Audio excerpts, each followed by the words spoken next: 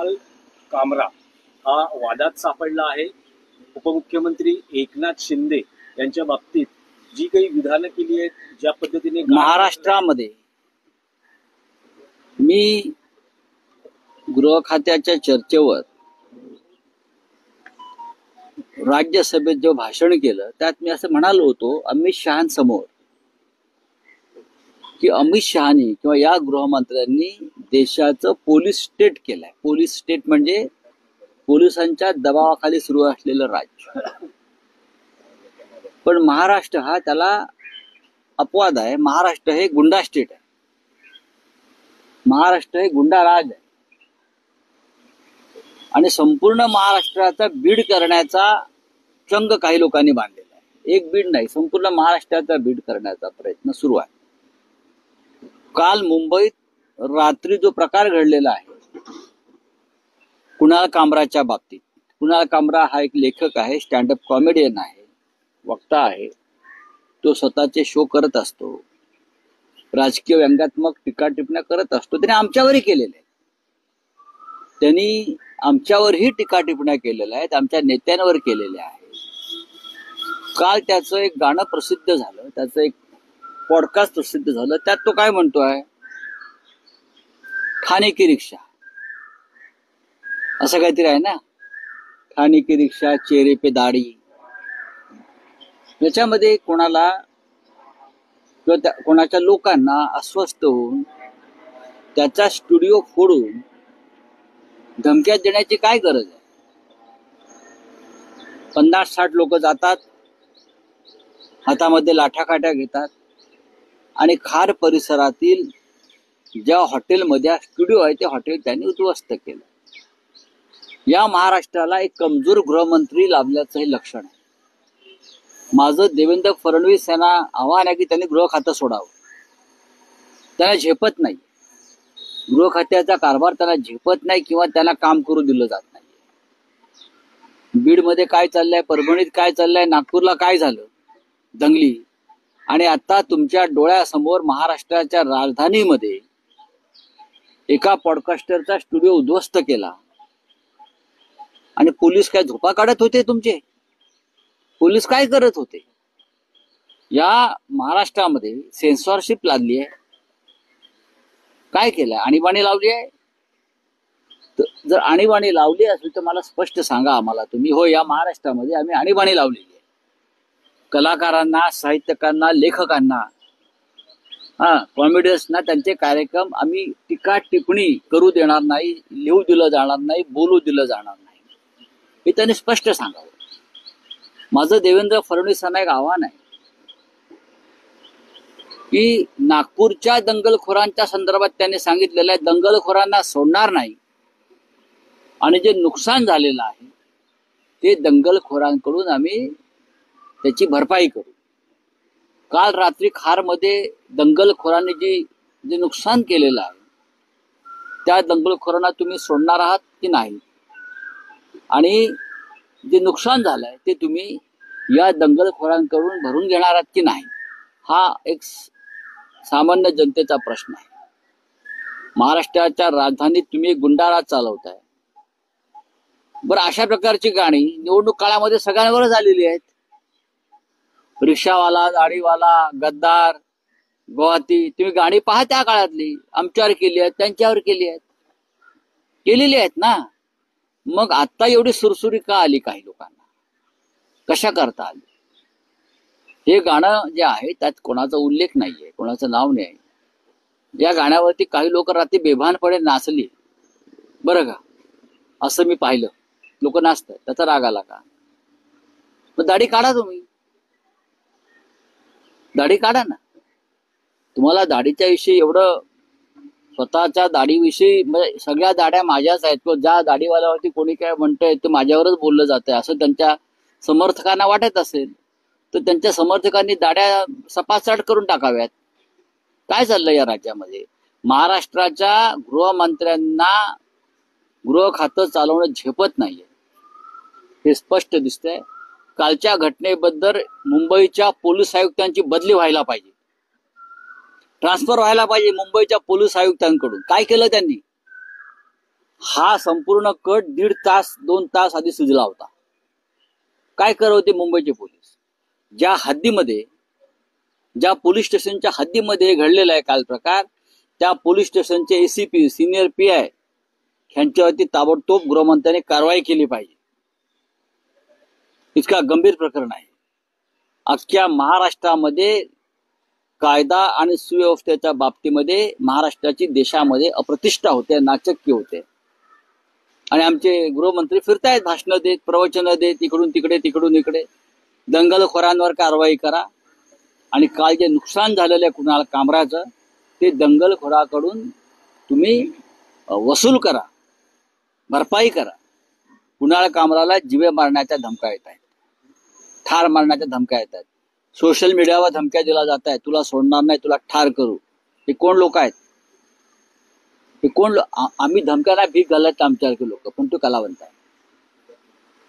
त्याला संरक्षण द्या असं मी म्हणत नाही, पण धमक्या देणाऱ्यांवर कारवाई करा. तुम्ही संरक्षण देणार नाही हे आम्हाला माहिती आहे, पण धमक्या देणाऱ्यांवर कारवाई करा. बोला.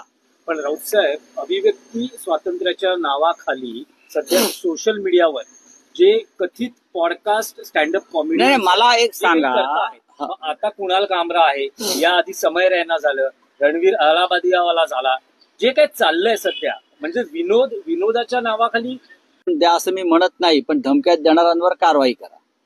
तुम्ही संरक्षण देणार नाही हे आम्हाला माहिती आहे, पण धमक्यात देणाऱ्यांवर कारवाई करा.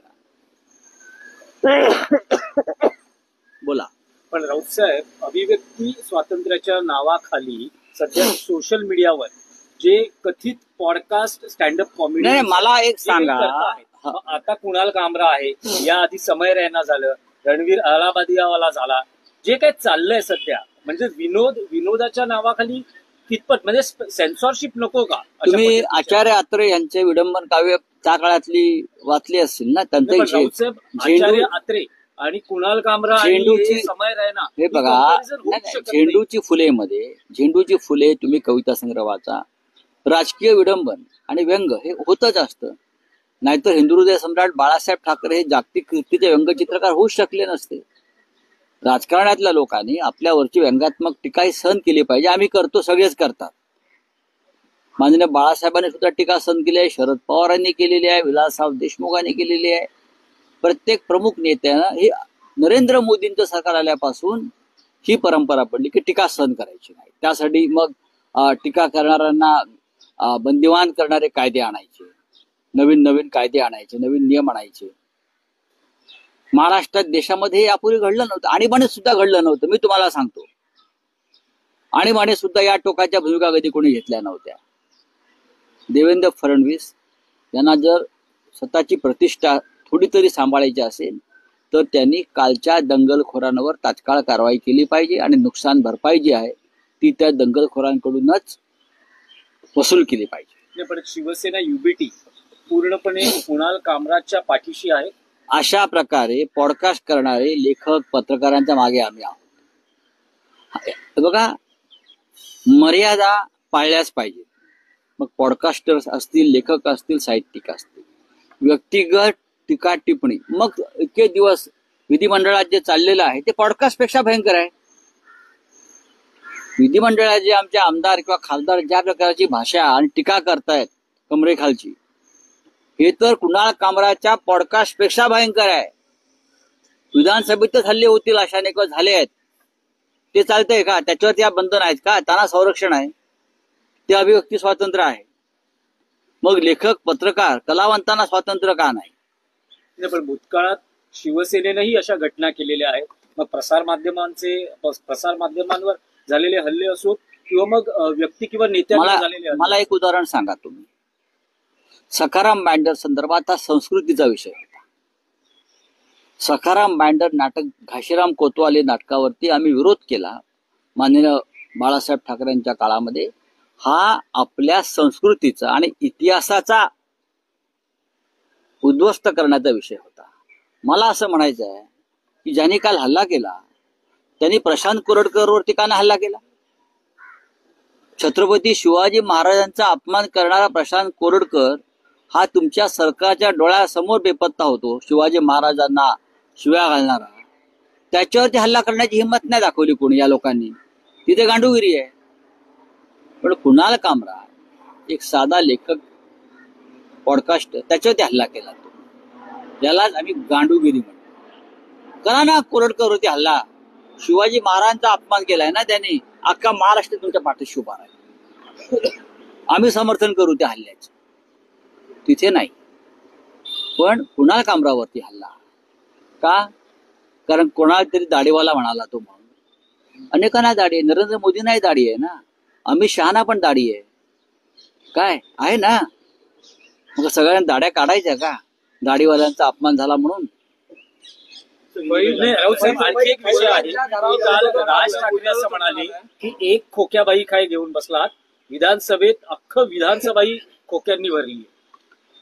तुम्ही सहमत आहात का? कारण त्यात सगळ्या पक्षाच्या आमदारांचा अख्खं सभागृह खोक्याने भरलं का याच्याविषयी मी असहमत आहे. पण राज ठाकरे जे म्हणतायत की विधिमंडळात खोकेबाई भरलेले आहेत, हे विधान गांभीर्याने घेतलं पाहिजे. त्यांनी महाराष्ट्राच्या सध्याच्या राजकारणावरती बोट ठेवलेलं आहे. असे खोकेबाईच राजकारणामध्ये असल्यामुळे ते सहज निवडून येऊ शकतात. त्यांना विचार नाही, त्यांना भूमिका नाही, त्यांच्याकडे नैतिकता नाही. हे सगळे खोकेबाई एकत्र झाले आणि तरी या राज्यामध्ये सरकार बनवलं. बुलडोजर चालू आहे. नागपूरचा जो घटनेचा आरोपी आहे हिंसाचार प्रकरणातला, भयंकरांच्या घरावर आता आपण इंटरव्ह्यू देत असताना तिकडे बुलडोजर चालू आहे. बघा, दंगल दोन्ही बाजूनी घडलेली. दंगलीची ठिणगी ही दोन्ही बाजूंनी पडलेली. हे लक्षात घेतलं तर सरकार एकतर्फी कारवाई करते. दंगलखोरांवरती बुलडोजर किंवा त्यांच्यावरती ऍक्शन व्हायला पाहिजे. पण दंगलीची सुरुवात ज्यांनी केली ते तुमच्याच पक्षाचे कार्यकर्ते, ते तुमच्या विचारांचे समर्थक आहेत. औरंगजेबाच्या कबरेचा मुद्दा कोणी काढला? ते तुमच्या मंत्रिमंडळामध्ये आहेत. चिथावणी तुमच्या मंत्रिमंडळातल्या सहकार्याने दिलेली आहे. जा कोकणात बुलडोजर पाठवा ना, मग किंवा पुण्यात बुलडोजर पाठवा ना. तुमच्याच लोकांनी ही वक्तव्य दिलेली आहेत. त्यानंतर लोकांना ही चालना मिळालेली आहे. समान न्याय, तुम्ही समान नागरी कायदा म्हणताय ना, समान कायदा आला पाहिजे ना, समान कायद्यानंच कारवाई व्हायला पाहिजे. तर ही सर्व प्रकारच्या आणि सर्व पक्षाच्या, सर्व धर्माच्या लोकांवर, दंगलखोरांवर एकसारखीच समान पद्धतीची कारवाई होणं गरजेचं आहे या देशामध्ये.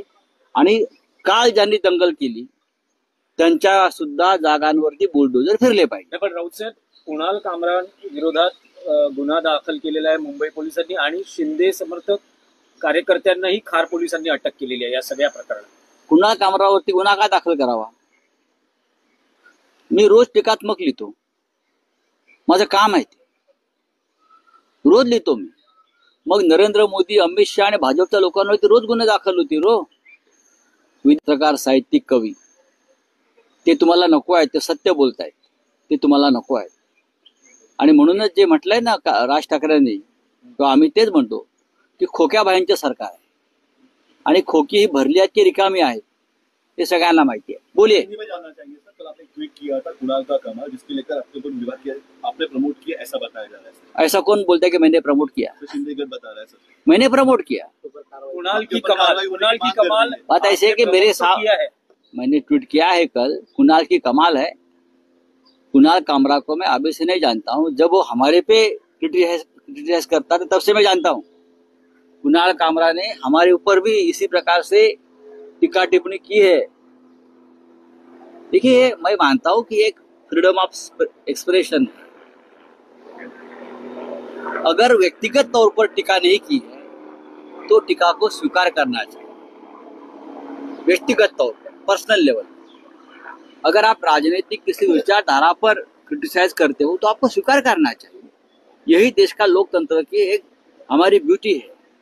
कुणाल कामरा का ऑफिस तोड़ दिया, उसका स्टूडियो तोड़ दिया, ये गुंडागर्दी है. मैंने पार्लियामेंट में कहा था 4 दिन पहले, जब मिनिस्ट्री ऑफ होम अफेयर पर चर्चा हो रही थी, मैंने अमित शाह जी के सामने कहा कि आपने देश को पुलिस स्टेट बना दिया है. ये पुलिस राज चल रहा है, लेकिन महाराष्ट्र में गुंडा राज चल रहा है. बीड से लेकर नागपुर, नागपुर से लेकर मुंबई, मुंबई के पुलिस कमिश्नर का तबादला होना चाहिए ये केस में। उनके होते हुए कैसा होता है? अब वो किसी को पकड़ लेंगे, ये करेंगे, वो करेंगे। मुख्यमंत्री ने कहा है जो दंगेखोर है नागपुर के उनको छोड़ूंगा नहीं, और जो नुकसान हुआ है उसकी पूरी भरपाई दंगेखोरों से करेंगे। तो कल खार में जो स्टूडियो तोड़ा है कुणाल कामरा का, उसकी भरपाई कौन करेगा? बहुत ही कमजोर गृह मंत्री इस महाराष्ट्र को मिला है, बहुत कमजोर। वो एक गृह मंत्रालय नहीं चला पा रहा है, कहीं ना कहीं दंगे होते हैं, इस प्रकार की गुंडागर्दी चल रही है, उनके कंट्रोल में नहीं रहा है देवेंद्र जी के। तो मैं अब दिल्ली में जाकर लोगों से बात करूंगा कि महाराष्ट्र में जो चल रहा है उसके ऊपर आवाज उठानी पड़ेगी। बोलिए। राउत साहब, जिस तरह से सोशल मीडिया पे जिस तरह कॉमेडियन अपनी कला पेश कर रहे हैं, आपको लग रहा है कि ये कला है और इस पे सेंसरशिप लानी चाहिए? क्योंकि आज कुणाल कामरा है, इससे पहले समय रैना थे, रणवीर अहलावालिया थे। देखिए, अगर अपनी मर्यादा में कोई ये काम करता है, अपनी मर्यादा में, तो उसको क्यों आप कंट्रोल करना का जरूरत है? कुणाल कामरा के पॉडकास्ट मैंने देखे हैं, आप जिनके नाम लिए हैं वो भी मैं देखता हूँ।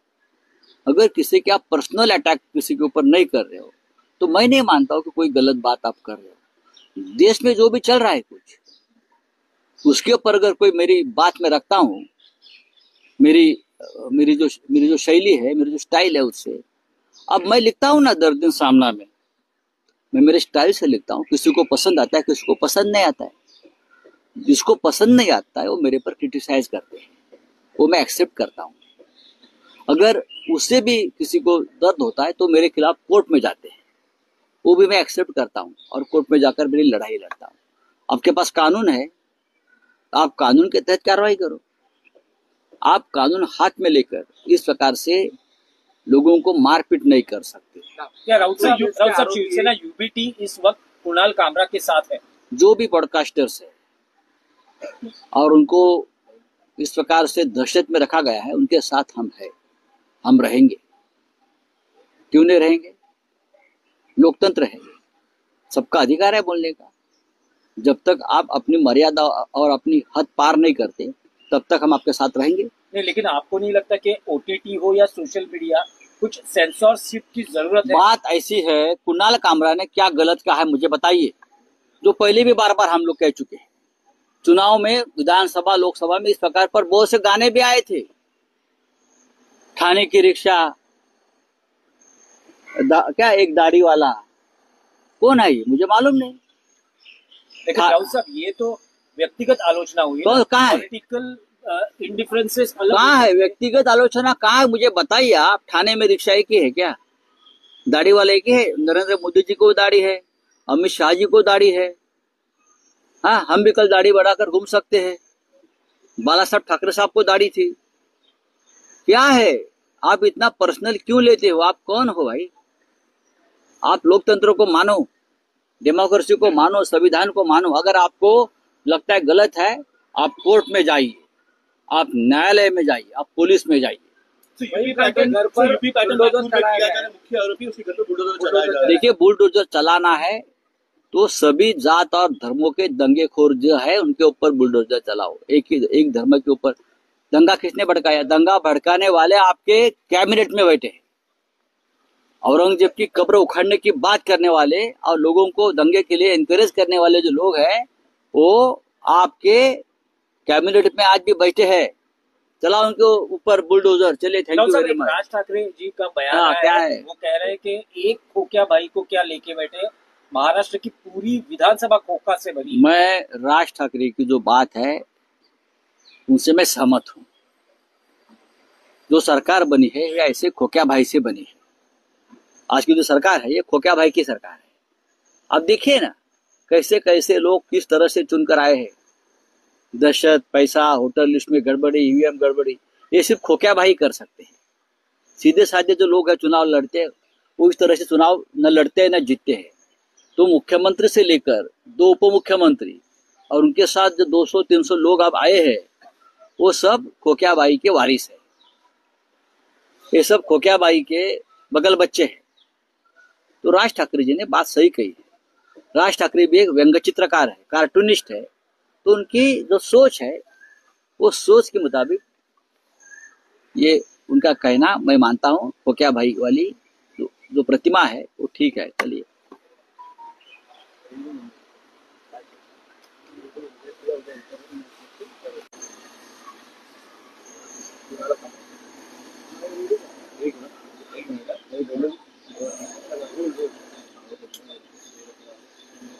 राऊत साहेब, पॉडकास्ट स्टँडअप कॉमेडियन कुणाल कामरा हा वादात सापडला आहे।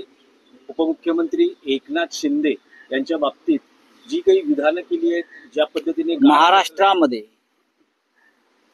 मी गृह खात्याच्या चर्चेवर राज्यसभेत जो भाषण केलं त्यात मी असं म्हणालो होतो अमित शहांसमोर की अमित शहानी किंवा या गृहमंत्र्यांनी देशाचं पोलीस स्टेट केलंय। पोलीस स्टेट म्हणजे पोलिसांच्या दबावाखाली सुरू असलेलं राज्य, पण महाराष्ट्र हा त्याला अपवाद आहे। महाराष्ट्र हे गुंडा स्टेट आहे, महाराष्ट्र हे गुंडा राज आहे आणि संपूर्ण महाराष्ट्राचा बीड करण्याचा चंग काही लोकांनी बांधलेला आहे। एक बीड नाही, संपूर्ण महाराष्ट्राचा बीड करण्याचा प्रयत्न सुरू आहे। काल मुंबईत रात्री जो प्रकार घडलेला आहे कुणाल कामराच्या बाबतीत, कुणाल कामरा हा एक लेखक आहे, स्टँडअप कॉमेडियन आहे, वक्ता आहे, तो स्वतःचे शो करत असतो, राजकीय व्यंग्यात्मक टीका टिप्पण्या करत असतो। त्याने आमच्यावरही केलेले आहे, त्यांनी आमच्यावरही टीका टिप्पण्या केलेल्या आहेत, आमच्या नेत्यांवर केलेल्या आहेत। काल त्याचं एक गाणं प्रसिद्ध झालं, त्याचं एक पॉडकास्ट प्रसिद्ध झालं, त्यात तो काय म्हणतोय, खाने की रिक्षा असं काहीतरी आहे ना, खाने की रिक्षा, चेहरे पे दाढी।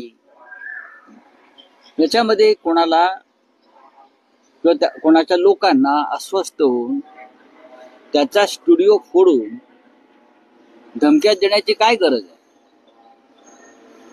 50-60 लोक जातात, हातामध्ये लाठाकाठ्या घेतात आणि खार परिसरातील ज्या हॉटेलमध्ये स्टुडिओ आहे ते हॉटेल त्यांनी उद्ध्वस्त केलं।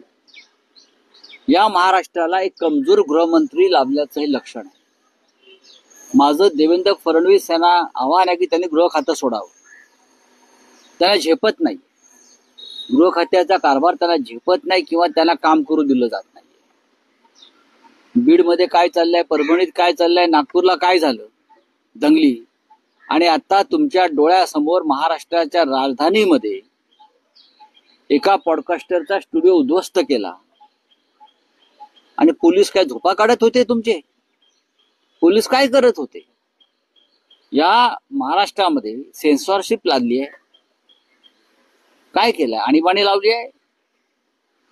जर आणीबाणी लावली असेल तर मला स्पष्ट सांगा आम्हाला तुम्ही, हो या महाराष्ट्रामध्ये आम्ही आणीबाणी लावलेली आहे, कलाकारांना, साहित्यकांना, लेखकांना, कॉमेडियन्सना त्यांचे कार्यक्रम आम्ही टीका टिप्पणी करू देणार नाही, लिहू दिलं जाणार नाही, बोलू दिलं जाणार नाही, हे त्यांनी स्पष्ट सांगावं।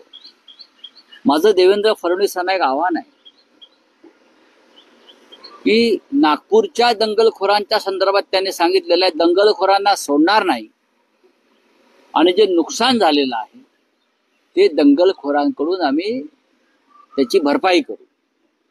काल रात्री खारमध्ये दंगलखोरांनी जे नुकसान केलेलं आहे त्या दंगलखोरांना तुम्ही सोडणार आहात की नाही, आणि जे नुकसान झालंय ते तुम्ही या दंगलखोरांकडून भरून घेणार आहात की नाही, हा एक सामान्य जनतेचा प्रश्न आहे। महाराष्ट्राच्या राजधानीत तुम्ही गुंडाराज चालवताय। बरं, अशा प्रकारची गाणी निवडणूक काळामध्ये सगळ्यांवर झालेली आहेत। रिक्षावाला, दाढीवाला, गद्दार, गुवाहाटी, तुम्ही गाणी पहा त्या काळातली, आमच्यावर केली आहेत, त्यांच्यावर केली आहेत, केलेली आहेत ना। मग आता एवढी सुरसुरी का आली काही लोकांना, कशा करता आली? हे गाणं जे आहे त्यात कोणाचा उल्लेख नाहीये, कोणाचं नाव नाही।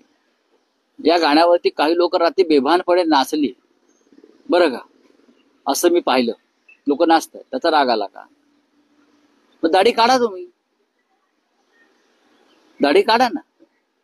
तुम्हाला दाढीच्या विषयी एवढं स्वतःच्या दाढीविषयी म्हणजे सगळ्या दाढ्या माझ्याच आहेत किंवा ज्या दाढीवाल्यावरती कोणी काय म्हणतंय ते माझ्यावरच बोललं जातंय असं त्यांच्या समर्थकांना वाटत असेल तर त्यांच्या समर्थकांनी दाढ्या सपासट करून टाकाव्यात. काय चाललंय या राज्यामध्ये? महाराष्ट्राच्या गृहमंत्र्यांना गृह खातं चालवणं झेपत नाहीये, हे स्पष्ट दिसतंय. कालच्या घटनेबद्दल मुंबईच्या पोलीस आयुक्तांची बदली व्हायला पाहिजे, ट्रान्सफर व्हायला पाहिजे मुंबईच्या पोलीस आयुक्तांकडून. काय केलं त्यांनी?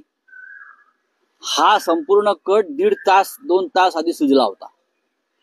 काय करत होते मुंबईचे पोलीस? ज्या हद्दीमध्ये, ज्या पोलीस स्टेशनच्या हद्दीमध्ये घडलेला आहे काल प्रकार, त्या पोलीस स्टेशनचे एसीपी, सिनियर PI ह्यांच्यावरती ताबडतोब गृहमंत्र्यांनी कारवाई केली पाहिजे. इतका गंभीर प्रकरण आहे. अख्ख्या महाराष्ट्रामध्ये कायदा आणि सुव्यवस्थेच्या बाबतीमध्ये महाराष्ट्राची देशामध्ये अप्रतिष्ठा होते, नाचक्की होते. आणि आमचे गृहमंत्री फिरतायत भाषणं देत, प्रवचनं देत, इकडून तिकडे तिकडून इकडे.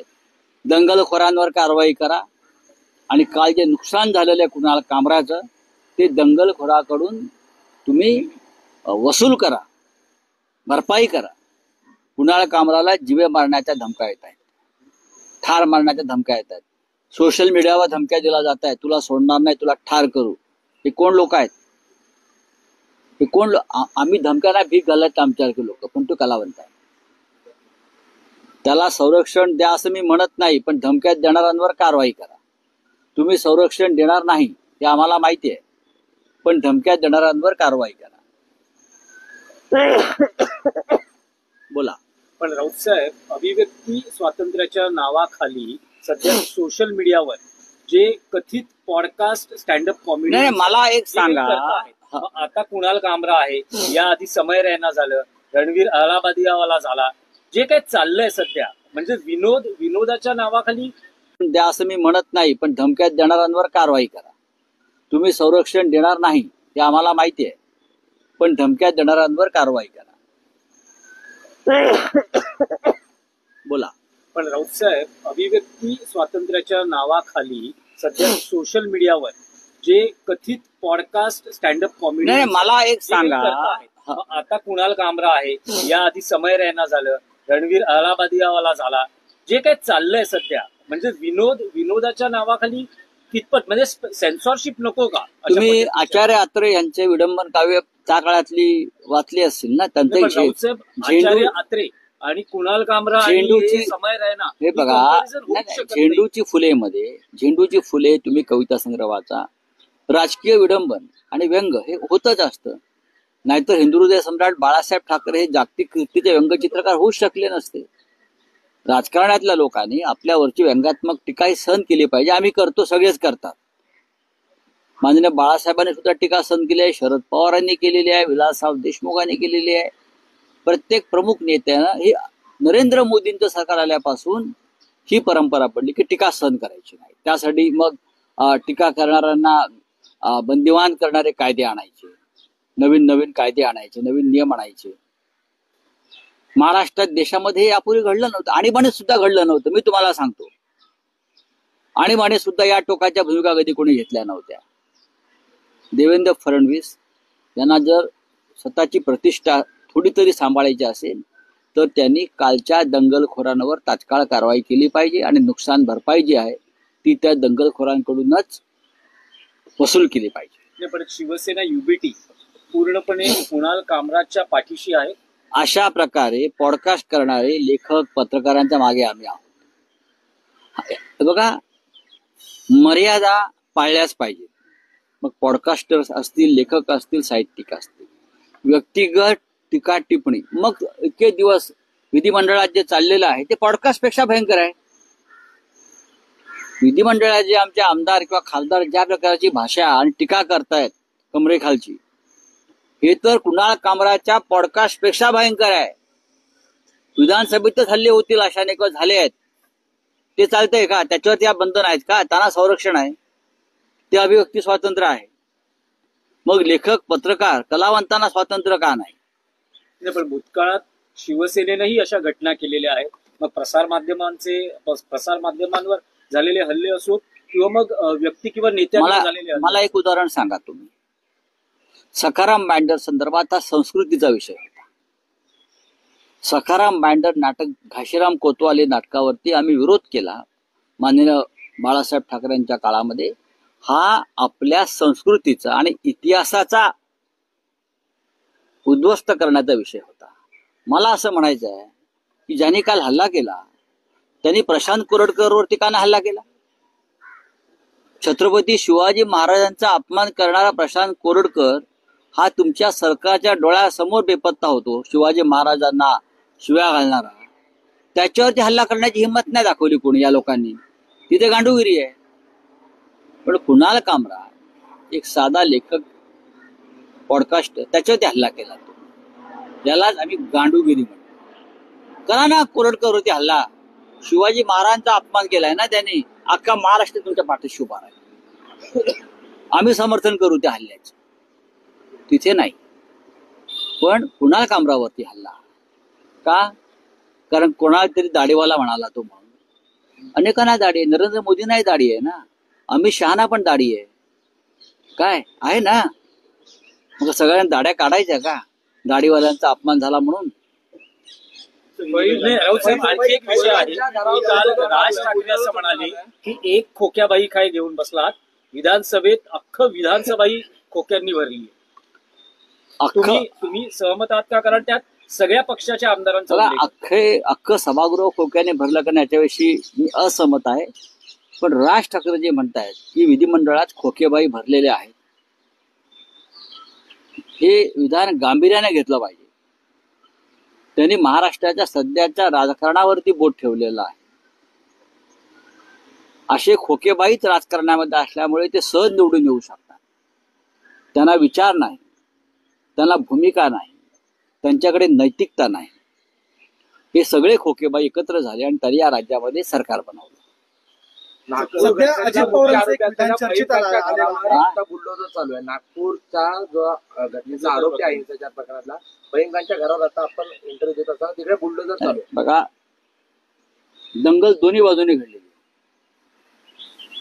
दंगलीची ठिणगी ही दोन्ही बाजूंनी पडलेली. हे लक्षात घेतलं तर सरकार एकतर्फी कारवाई करते. दंगलखोरांवरती बुलडोजर किंवा त्यांच्यावरती ऍक्शन व्हायला पाहिजे. पण दंगलीची सुरुवात ज्यांनी केली ते तुमच्याच पक्षाचे कार्यकर्ते, ते तुमच्या विचारांचे समर्थक आहेत. औरंगजेबाच्या कबरेचा मुद्दा कोणी काढला? ते तुमच्या मंत्रिमंडळामध्ये आहेत. चिथावणी तुमच्या मंत्रिमंडळातल्या सहकार्याने दिलेली आहे. जा कोकणात बुलडोजर पाठवा ना, मग किंवा पुण्यात बुलडोजर पाठवा ना. तुमच्याच लोकांनी ही वक्तव्य दिलेली आहेत. त्यानंतर लोकांना ही चालना मिळालेली आहे. समान न्याय, तुम्ही समान नागरी कायदा म्हणताय ना, समान कायदा आला पाहिजे ना, समान कायद्यानंच कारवाई व्हायला पाहिजे. तर ही सर्व प्रकारच्या आणि सर्व पक्षाच्या, सर्व धर्माच्या लोकांवर, दंगलखोरांवर एकसारखीच समान पद्धतीची कारवाई होणं गरजेचं आहे या देशामध्ये. आणि काल ज्यांनी दंगल केली त्यांच्या सुद्धा जागांवरती बुलडोजर फिरले पाहिजे. पण राऊत साहेब, कुणाल कामरा विरोधात गुन्हा दाखल केलेला आहे मुंबई पोलिसांनी आणि शिंदे समर्थक कार्यकर्त्यांनाही खार पोलिसांनी अटक केलेली आहे या सगळ्या प्रकरणात. कुणाल कामरावरती गुन्हा का दाखल करावा? मी रोज टीकात्मक लिहितो. माझं काम आहे ते. रोज लिहितो मी. मग नरेंद्र मोदी, अमित शहा आणि भाजपच्या लोकांवरती रोज गुन्हे दाखल होते. पत्रकार, साहित्यिक, कवी, ते तुम्हाला नको आहेत. ते सत्य बोलतायत, ते तुम्हाला नको आहेत. आणि म्हणूनच जे म्हटलंय ना राज ठाकरेंनी, किंवा आम्ही तेच म्हणतो की खोक्या बायांचे सरकार आहे आणि खोकी ही भरली आहेत की रिकामी आहेत हे सगळ्यांना माहिती आहे. बोलिए. कल आपने ट्वीट किया था कुणाल का कमाल, जिसके लेकर आपके ऊपर विवाद किया, आपने प्रमोट किया, ऐसा बताया जा रहा है. ऐसा कौन बोलता है कि मैंने प्रमोट किया? शिंदे गढ़ बता रहा है सर. मैंने प्रमोट किया. कुणाल की कमाल बात ऐसे है कि मेरे साथ मैंने ट्वीट किया है कल, कुणाल की कमाल है.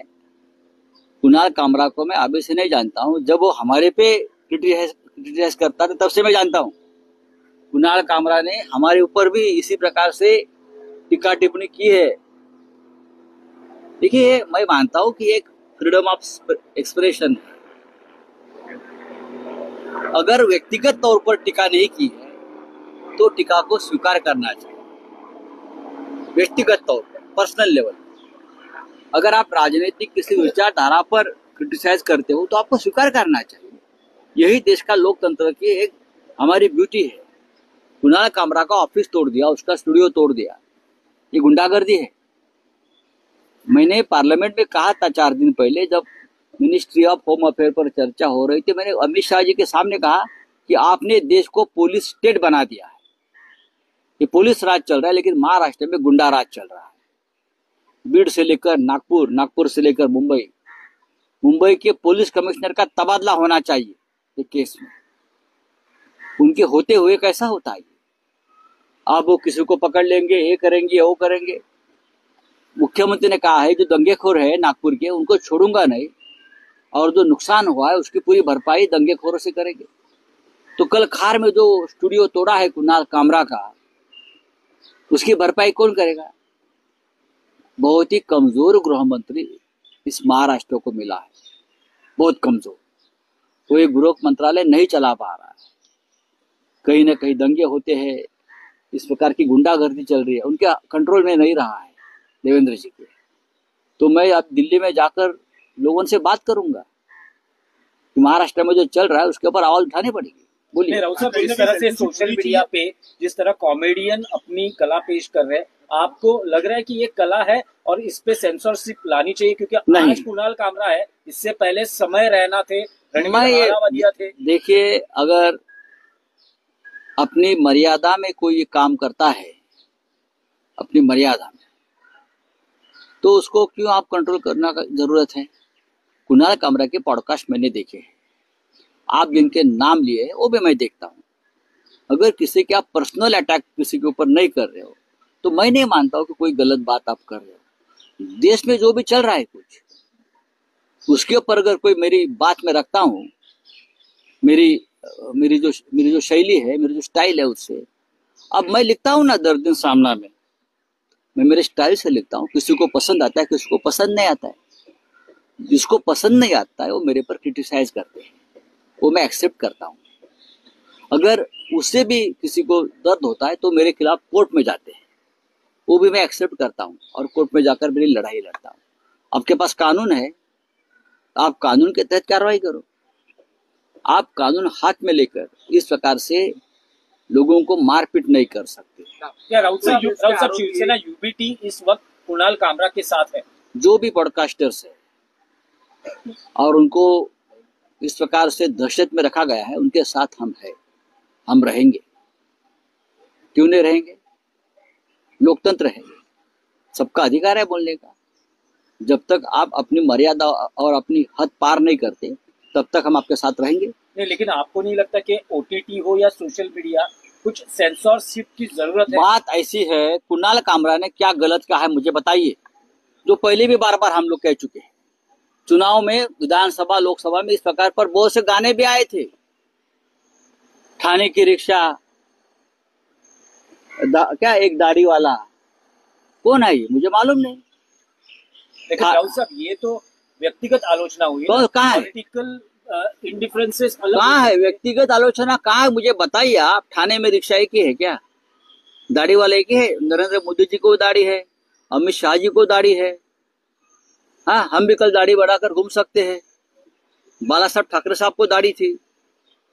क्या है, आप इतना पर्सनल क्यों लेते हो? आप कौन हो भाई?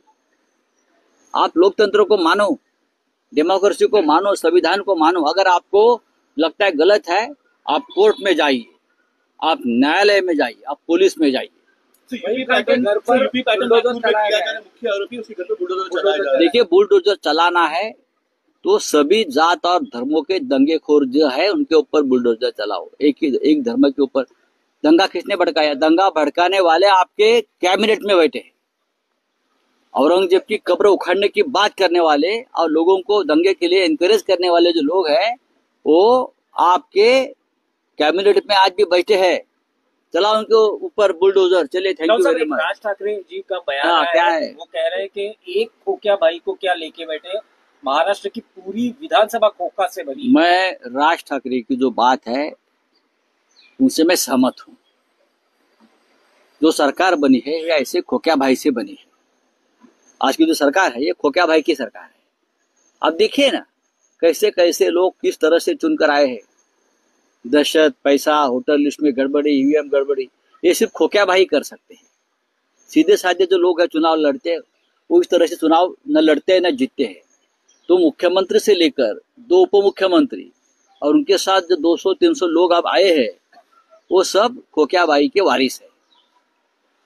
ये सब खोक्या बाई के बगल बच्चे हैं। तो राज ठाकरे जी ने बात सही कही है। राज ठाकरे भी एक व्यंग्य चित्रकार है, कार्टूनिस्ट है। तो उनकी जो सोच है वो सोच के मुताबिक ये उनका कहना मैं मानता हूँ। खोक्या भाई वाली जो प्रतिमा है वो ठीक है। चलिए